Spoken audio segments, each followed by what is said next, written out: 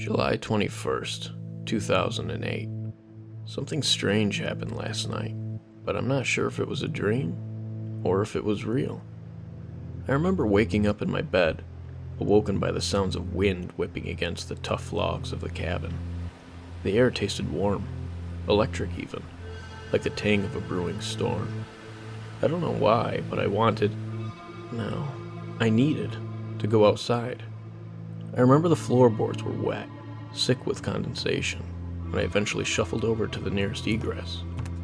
There was something bizarre about the door, too. It seemed to be breathing, its wooden slats ever so softly moving up and down, as if they were possessed of lungs. I was scared, but I opened the door anyway. The first thing I noticed were the trees. They had been moved. Where once they enjoyed a whimsical sprawl across the woods, they now stood ordered and regimented. All of them were lined up on either the left or the right side of the cabin, stretching all the way down to the lake's edge. The effect was a clear and unobstructed path to the water. I remember thinking that it seemed like an invitation of some sort, a foliage and detritus-covered red carpet that it was meant to strut down to the water. I'm not sure how long I stood there, maybe for only a few minutes, maybe a few hours. But somewhere in that time, the water had taken on a sickly, green effulgence. The lake seemed to suddenly rise, and the brackish waters began to froth as if it were under the spell of a storm.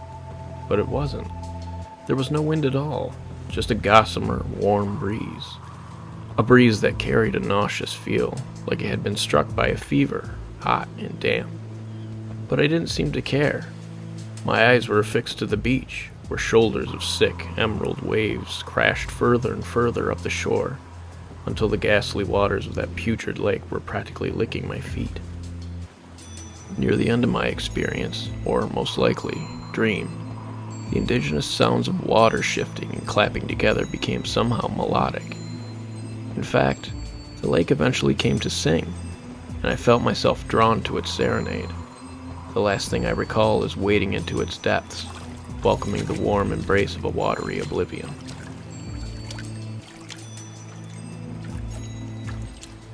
The next thing I remember is sitting in my grandfather's rocking chair on the porch. Everything was back to normal. The trees were spread out, the air felt clean, and the water was exactly where it should be. I'm forced to believe that it wasn't real.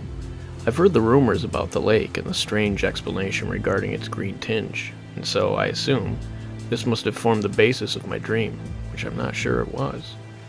Anyway, I'll be bringing Ruth and the kids down tonight. The weather is great, and I can't wait to teach Sam and Lily how to fish. I think they'll love it. P.S. After I came in from the porch, I found my pair of socks in the middle of the floor, drenched in bleeding and putrescent green liquid. It smelled musty and sickly.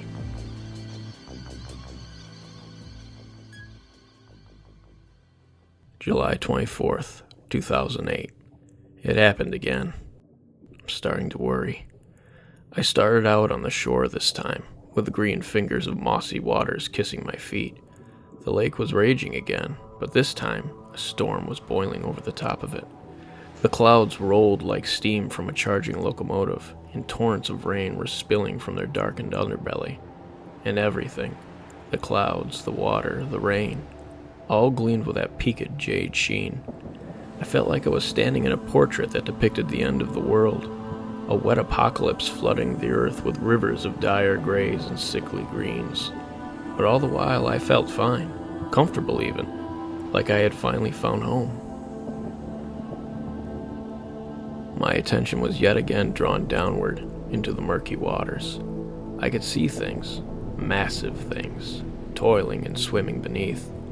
But I wasn't afraid, only jealous, so envious, in fact, that perhaps, for a moment, I was greener than the water I was slowly sinking into.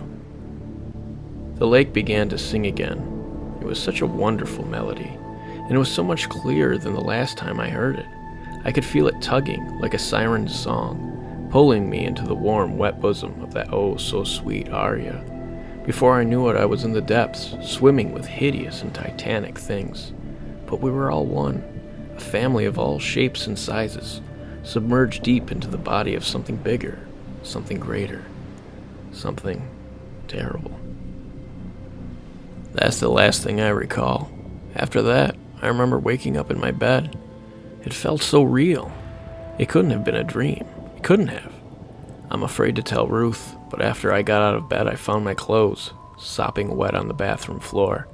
They smelled putrescent and were covered with a strange, mossy residue. I'm scared. I'm scared because I want to be back there. I want to sing that stormy song. I want to swim in the Viridian depths. I want to be one with that never-ending emerald ocean. I wish I could show it to them, my family. I wish they could see it. Then they would know. July 25th, 2008, my last entry. There is no doubt that what I'm experiencing is real. Last night, I saw more wonders than any man should be allowed in a single lifetime, and I am grateful for it. The bloated corpses of cities were barely visible beneath the storm-thrown demon waters. The crooked spires of churches and electric towers stuck up from the dark liquid like the stiff limbs of death-frozen bodies.